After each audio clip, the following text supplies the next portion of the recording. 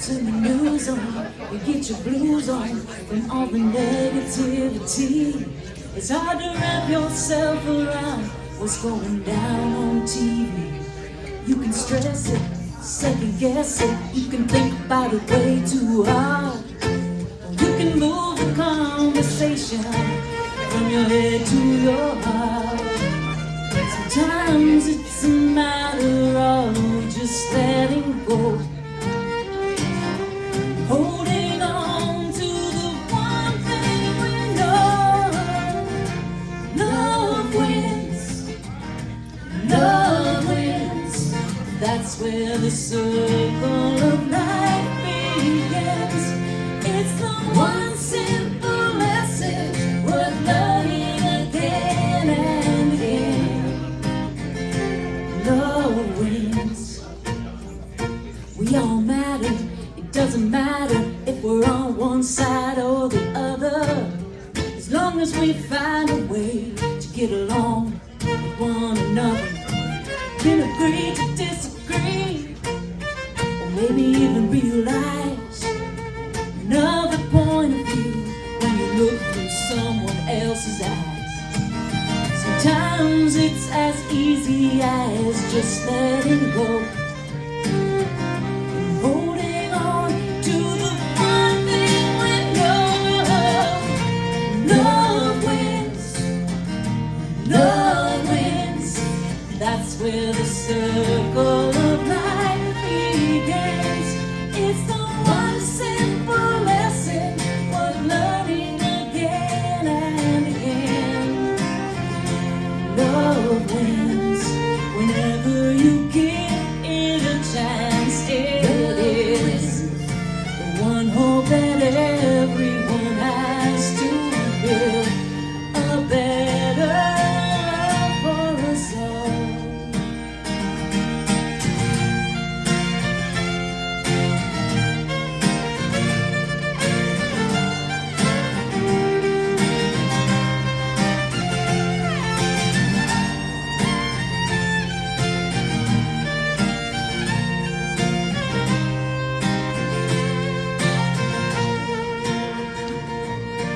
Alright, if you'd like, try to join us on this chorus. Love wins, love wins. That's where the circle of life begins. It's the one simple lesson worth learning again and again. Love wins.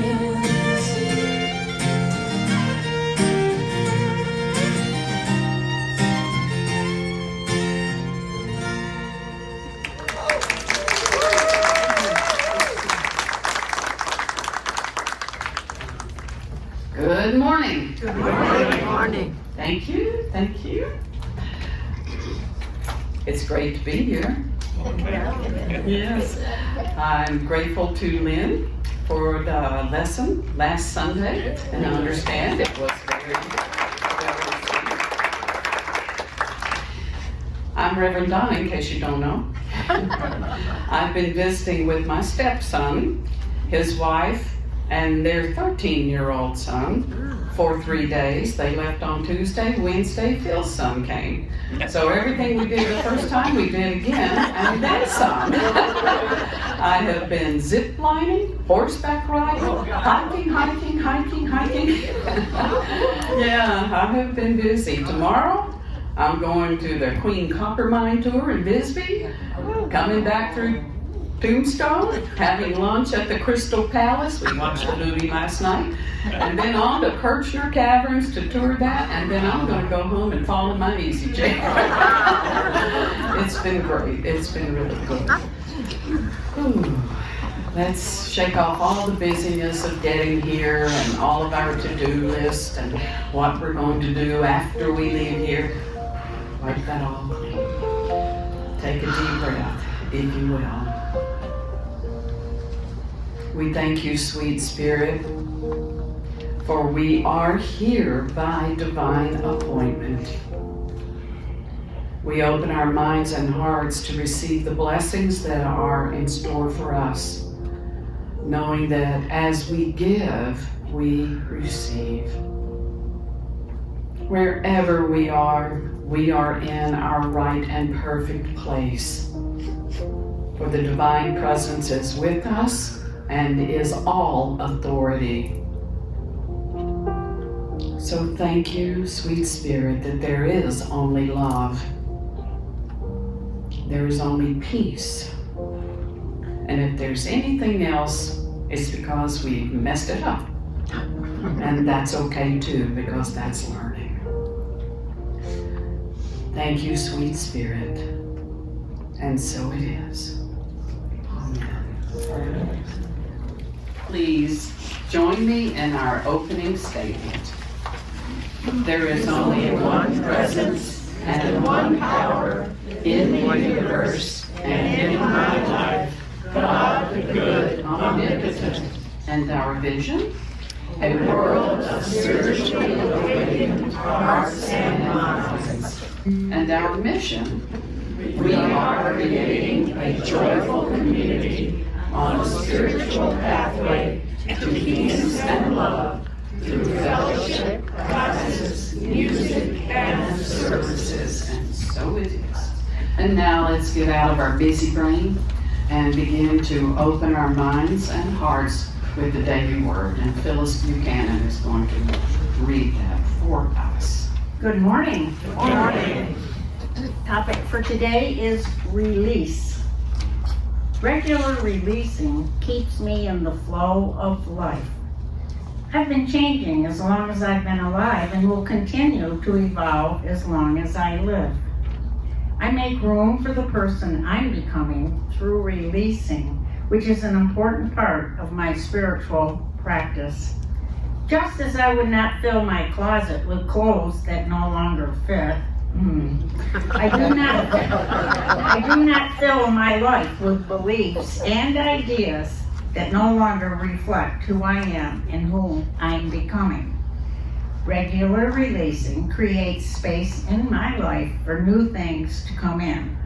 It is my way of remaining open to possibility, of welcoming new ideas, and of keeping myself in the flow of life. Releasing is also a powerful way to live my faith. I trust I am moving in the right direction and release items from my past easily and with gratitude for the role they have played in my life. In Psalm 51, verse 10, create in me a clean heart, O God, and put a new and right spirit within me.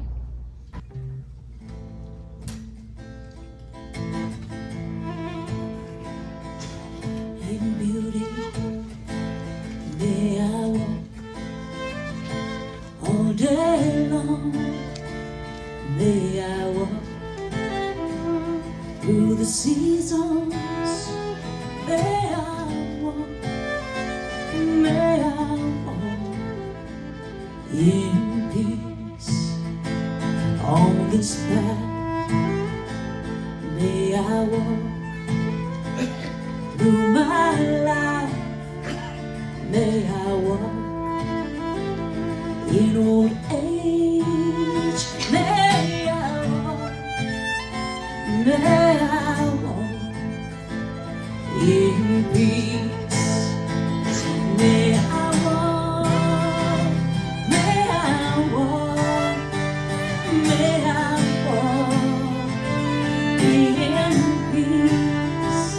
May I walk, may I walk, may I walk in peace.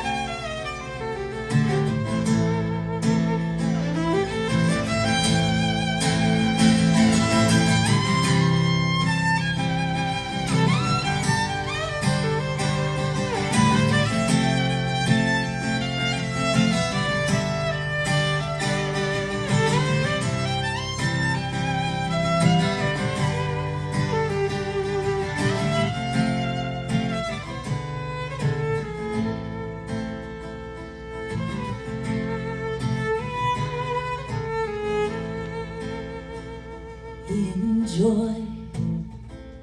May I walk in love. May I walk in gratitude. May I walk. May I walk in peace, in stillness. May I walk in forgiveness. May I walk in loving kindness. May I walk. May I walk in peace. May I walk. May I walk. May I walk in peace. May I walk. May I walk. May I walk in peace.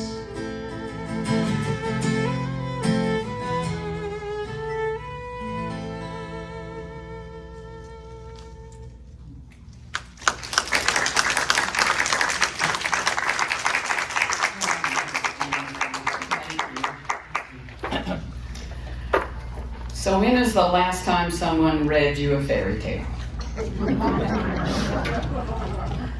Today's your lucky day. I did some research on fairy tales. And do you know that they go as far back, some of them do, to the Bronze Age? And a lot of the fairy tales that we're familiar with are repeated throughout the world with slight variations and in all cultures. That speaks very highly to this form of literature. Jesus used fairy tales. There are three main ways that Jesus delivered a message. One was precept. That's just explaining how it's done, what to do and how to do it, and what the results are. A concept. The other way is through parables. And what is a parable but a made-up story with a point, right? With a point. In my mind, that's fairy tale. And then the other way is by example, being what he taught by example. So today, I'm launching an exploration into a couple of fairy tales over the next few Sundays and what can be gleaned from them. This is my Bible for this series, 50 Famous Fairy Tales. And back in 1960, you could get it for 59 cents.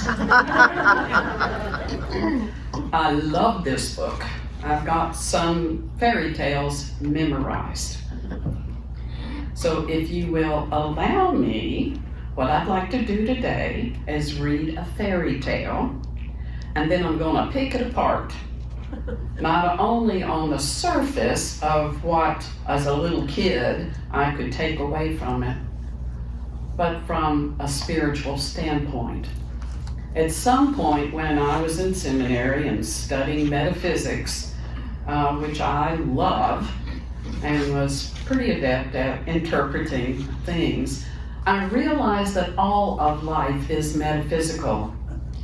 Everything we experience, everything we see, has a spiritual principle embedded in it and stands under it. That's what metaphysical means. The spiritual principle that stands under it, not the obvious. So we could say it's judging not by appearances, but using righteous judgment. Okay, here we go. The one I have selected for you is very obscure. I could do Hansel and Gretel and Goldilocks and Beauty and the Beast and so on and so forth, and I might. This one today is called The Pink. Has anybody ever heard of The Pink? I didn't think so. Okay, here we go. I'm going to read the whole story, and then I'll go back for a few parts. The Peak. There was once a queen who had never had a child. Every morning she went into the garden to pray that a son or daughter might be granted her. One morning, an angel came to her who said, "Be content. A son will be given to you, and he will be able to obtain anything he wishes for." Does that sound familiar? All the way to the Bronze Age. The queen hastened to the king with the joyful news, and before long she had a son. Every morning the queen went to bathe the child in a clear spring that flowed in the meadow. Now it happened that one time as the child lay on her lap after his bath, the queen fell asleep. An old cook, who knew that the child could have whatever he wished, came and stole him away. Then taking a hen, he killed it and sprinkled the queen's clothes with the blood. The child was carried to a secret place where the cook had provided a nurse for it. He then proceeded with the rest of his wicked scheme. Hastening to the king, the old cook told him that the queen had allowed the child to be carried away by wild beasts. Scary to a little kid. The king saw the bloody clothes, and he believed the cook, and he flew into a rage. To punish the queen, he threw her into a high tower. He ordered the entrance to be walled up and said that the queen must stay there for 7 years without meat or drink. The king, of course, thought she would die, but 2 angels in the form of white doves came to the queen every day, bringing everything that she needed. In the meantime, the cook thought to himself, "The child can obtain all he wishes. I had better stay right with him." So he left the palace, and going to the boy, who was now old enough to speak, he said to him, "Wish for a beautiful palace and everything that should belong to it." And scarcely had the boy uttered the words than everything he named stood there. If that only were that easy, huh? After a while, the cook said to him, "It's not good for you to be alone so much. Wish for a beautiful maiden for a companion." The king's son did as directed, and a beautiful maiden immediately stood before him. The boy played with her in the palace gardens and learned to love her deeply. The old cook now went out hunting like any nobleman, but he was not altogether easy in his mind, for he feared the little prince might someday remember his father and wish to be with him. Then it would be death for the cook. Therefore, the wicked man went out, took the maiden aside, and said to her, "This very night when the boy sleeps, plunge this knife in his breast and bring me his heart as proof I am obeyed." Pretty gruesome, isn't it? Seeing that she hesitated, he added, "I shall kill you instantly if you refuse." So she was obliged. But the maiden could not kill her dear playmate. When the old cook had departed, she ordered a deer to be slain, and taking the deer's heart, she placed it on a plate. When she saw the cook returning, she bade the boy get into bed and cover himself with the bedclothes. When the cook asked if she had carried out his orders, she presented him with the plate containing the deer's heart. Before the cook could speak, the boy threw back the bedclothes and, to the cook's astonishment, said, "Wicked one, your wickedness shall be punished. You shall become a spaniel with a golden chain around your neck, and you shall feed upon glowing coals so that flames pour from your throat." As soon as the words were spoken, the old cook changed into a spaniel. Some glowing coals were brought. He devoured them, and the flames rushed forth from his throat. The power of imagination is tremendous, isn't it? Okay. Soon after this, youth remembered his mother, and he longed to know if she were still living. Therefore, he said to the maiden, I must seek my own country, and if you will go with me, I will protect you. Ah, she replied, how can I travel so far, and what would I do in a foreign land where I am unknown? But still, they did not wish to be separated from each other. So the king's son wished that she become a beautiful pink flower. He started out for his homeland, carrying the pink with him. The dog followed them. Before many days' journey, the youth arrived in his native land. He wished to be set down outside his mother's house. Instantly, he was beside the tower where his mother was imprisoned.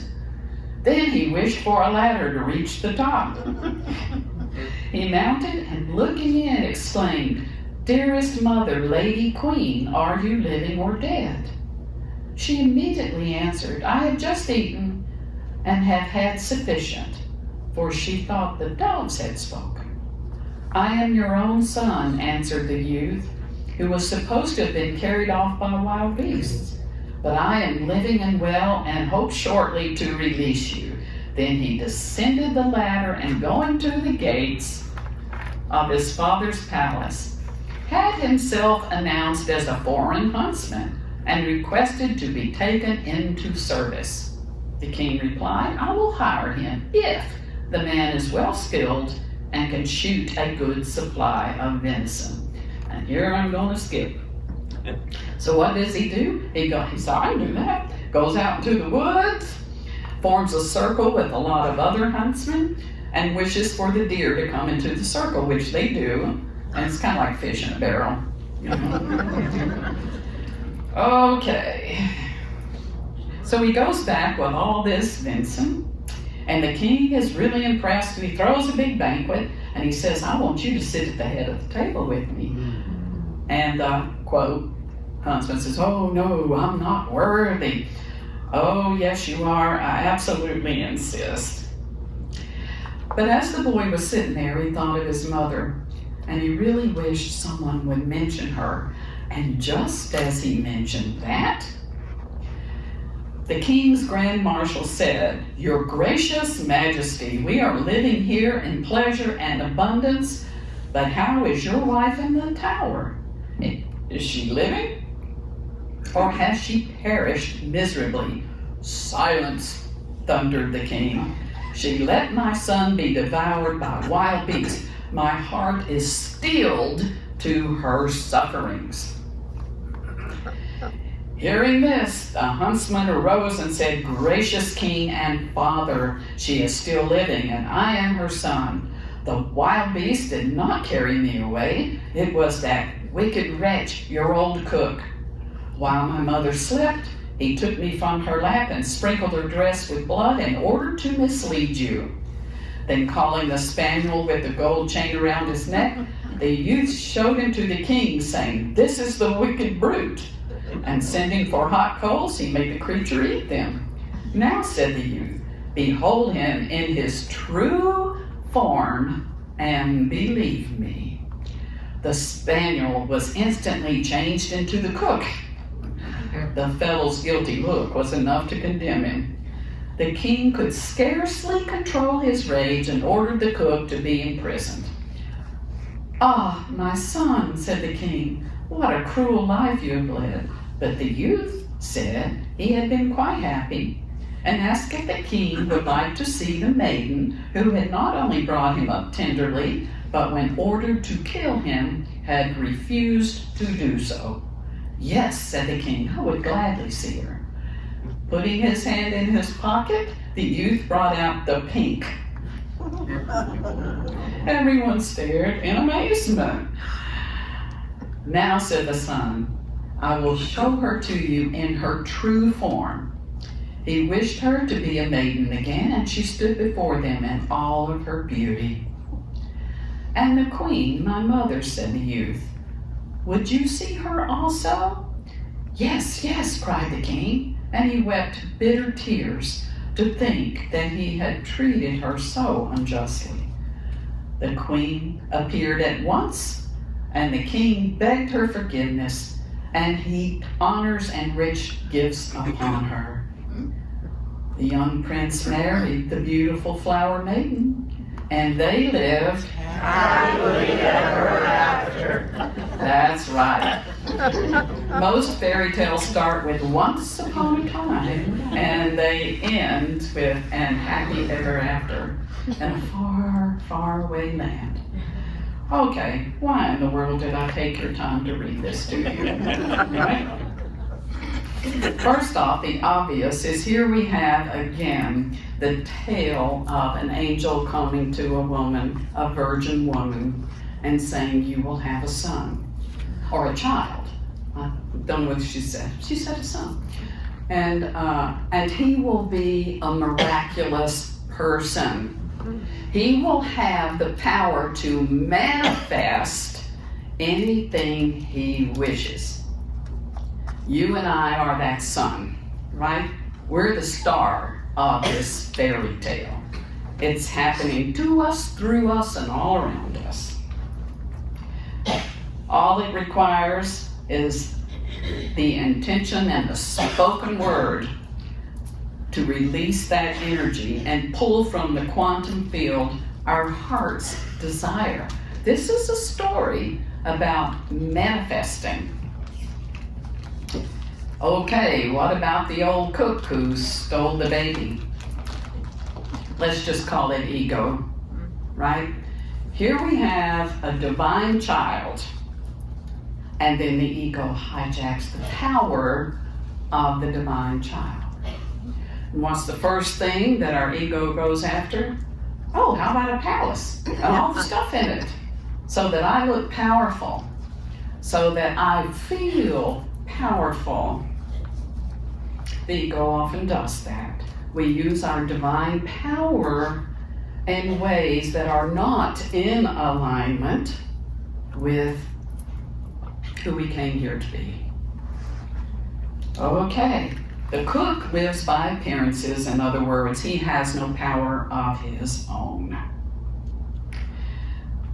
When we get to the manifestation of the maiden, for me, this is simply ask and receive.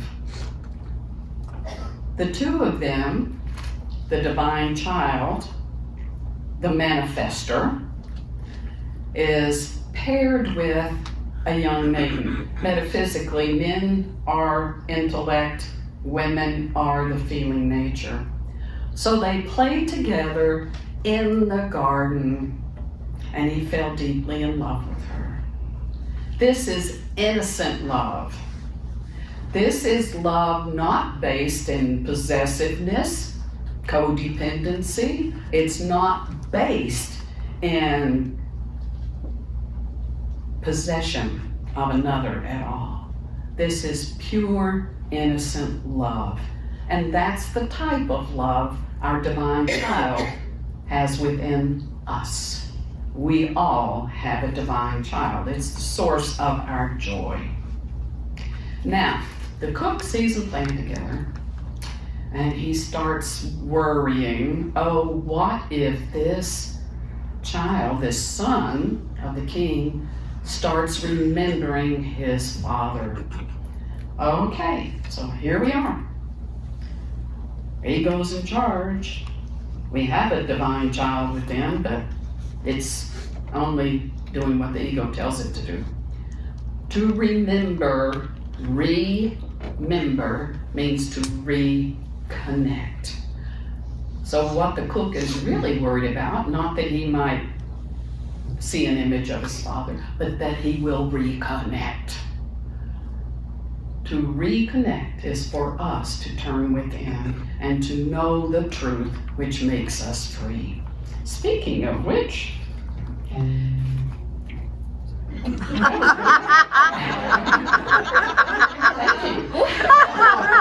I feel good.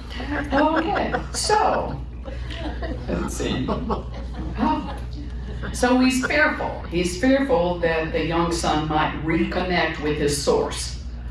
So he goes to the young maiden and he says, hey, tonight will you plunge this dagger into his heart and kill him so I don't have to worry about losing all this ego stuff, right? And she agrees, but she lies, right? And we know, according to the story, what she did. She deceived him. She deceived him. For me, this is a pure lesson. Live by the sword, you'll die by the sword. You empower yourself through lies and deception and manipulation of other people. It's reap and sow. You will get the same in return. Those who deceive can be deceived. So that's the lesson from that little part of it for me. I'm only sharing how I see this. Okay. I'm using notes today because I don't want to forget any of this. Okay, so there they are, the two of them. And the little boy, who can get whatever he wants, turns him into a dog. A dog that follows behind. Ego takes its right place, following the divine presence, following the Christ presence. The ego is a servant to the Christ, not the other way around. But he's got a gold chain around his neck. Why? Because that's what he wanted. Greed. So his greed has imprisoned him. All right. To eat hot coals and have flames come out of your mouth, that's simple purification of the tongue. You know? Telling lies, your mouth will burn. Okay. Now, he could just as easily have wished himself to be at home and been right there. But instead, he takes a journey. And he takes his beloved companion with him in the form of a flower. And this part I still am thinking about. It seems like a flower would wilt in his pocket, but then again, this is a fairy tale. Okay. All right, so to put it metaphysically, we have love, innocent love, accompanying divine power. That's our journey back home. We journey back home through divine love and power to manifest. All right. First, it's interesting to note he goes to his mother, not his father, as the cook feared. He goes to his mother, which is symbolic of going to the heart, going to the feeling nature. And where is his mother? All walled up, right? The heart has a wall around it. And he wishes to get to the top, and he does. And what does he say? I will rescue you. Identifies himself and says, I will rescue you. And then he goes to his father, leaving his mother there in the wall. He goes to his father and pretends to be a huntsman. And what does the king do? He says, prove it. Prove your worth to me. Which was easy to do. And he did. And then the king, oh, come sit with me. No, I don't want to. Yes, you do. So he does. And wishing that the mother would be remembered. The words are spoken, giving him an opening to reveal himself to the king. Now, why didn't he just go up to the king and say, hey, Pops, I've been away a while. It's good to see you. I'm your son. I'm not dead, actually. He didn't do it because the king didn't believe that his son was alive. And he also believed his wife was guilty. An old belief, just like our daily word said. And he knew he could not penetrate that old belief until he proved himself and proved his worth. which he did in the fairy tale by doing as the king had asked. All right, so he goes, someone mentions the mother, and the king, no, I've steeled my heart against her.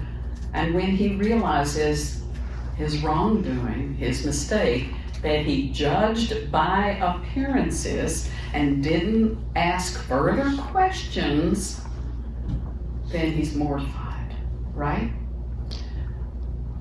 So the little boy tells him all about the life and the fact that he has a companion that helped him while he was away.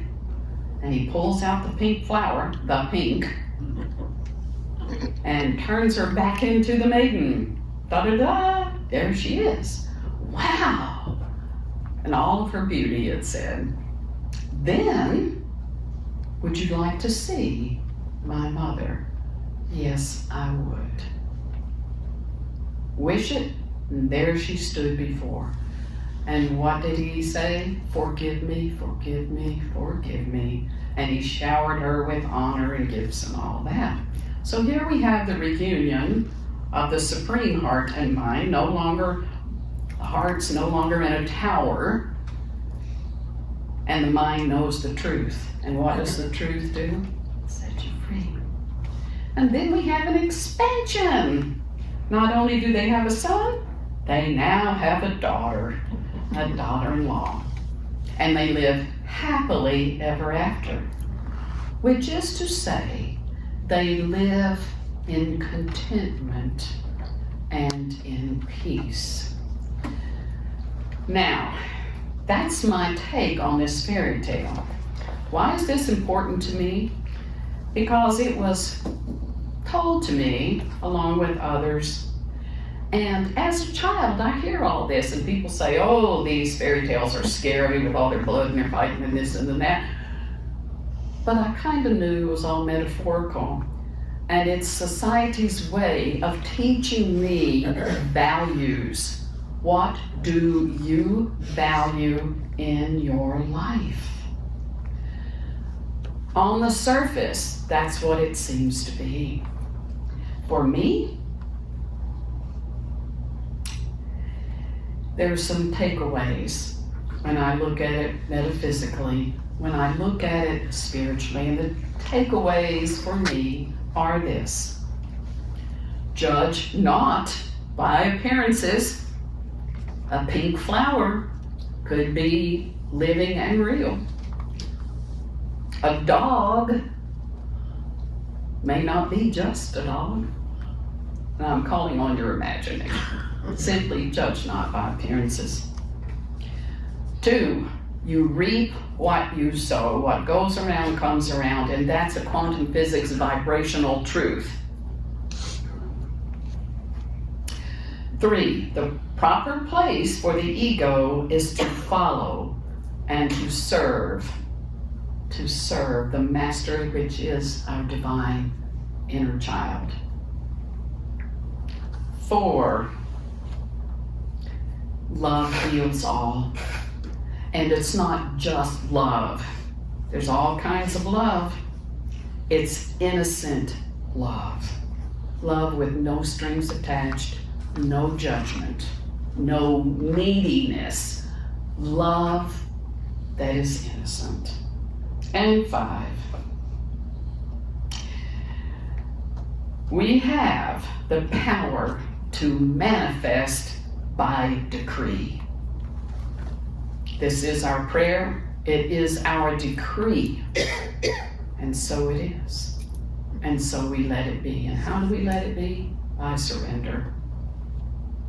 It may not show up like we think it should. But when we give kindness, when we keep an open mind and not judge, we can manifest anything our hearts desire. So what is it for you? Feel better physically? To have a companion in your life to share your life with?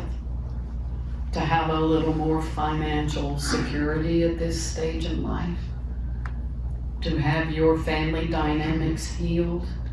What is it that you wish to manifest? You are the divine child. And this world can be your magic. And that's the point of this story for me. Thank you for letting me read it to you. You were good.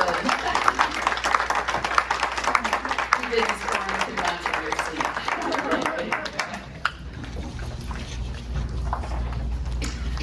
It is time to bless our love offering. This organization supports itself 100%. Occasionally, Unity Headquarters, Unity Worldwide Ministries, has special grants and things to help us in the chance that there's an emergency. In my previous church, had a flat roof. It was up north. It snowed. Easter morning, walk in the door, the roof had caved in. Oh, wow. Think about that metaphysically. There were a lot of changes that took place in that time period. So thank you for your contributions.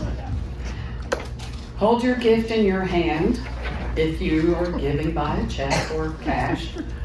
Visualize it in your mind if you send it through the mail or use Zelle or something like that.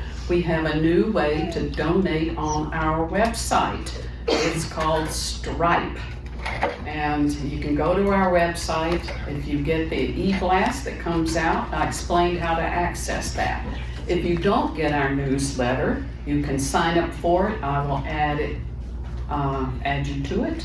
And during the week, you'll get reminders and maybe something that's of interest to you. Okay, affirm with me, if you will. Divine love through me blesses and multiplies all that I have, all that I give, and all that I receive. And I am grateful. And I'm grateful for these two and what they are about to play. We are grateful too. This is a Billie Holiday song. And John Gessner is our special guest this afternoon, playing piano. And it is perfect for today's message.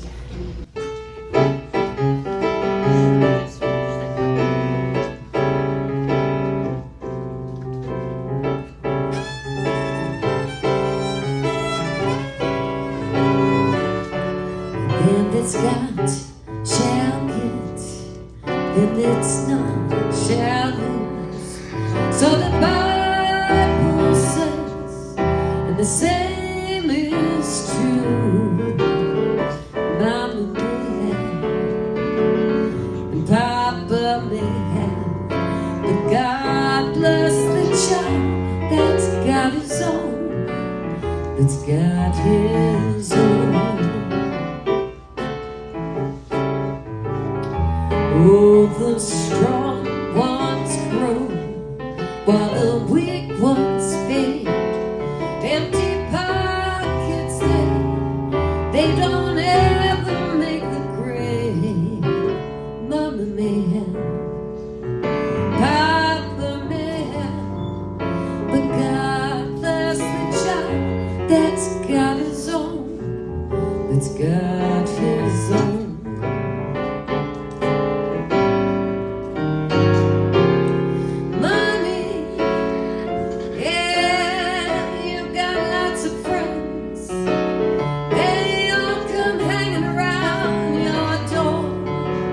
But when the money's gone, oh, your spending days, they don't come around much anymore. You got it, John.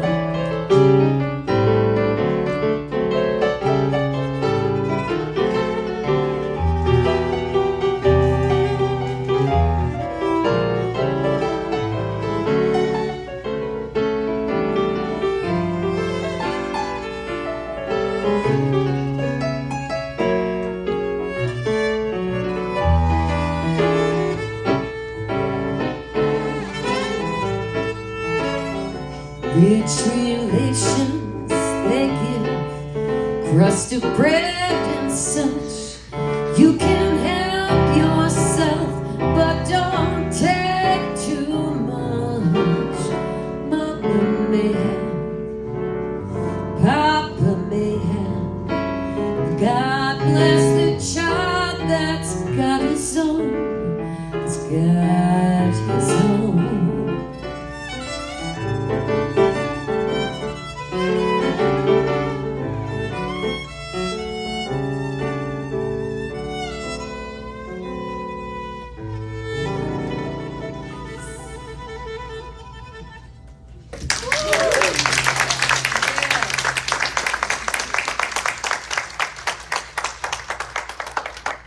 What a treat. Thank you. God bless the child that's got its own. Right? So why was this story called The Pink? I mean, it could have been called anything. Why the pink? Pink was the color of love. And it was love that brought it back together, that brought justice, that took the illusions away, and everything revealed in its true nature. It could have been called the love. The love. Our prayer for protection. The light of God surrounds us. The love of God enfolds us. The power of God protects us. And the presence of God watches over us. Wherever we are, God is, and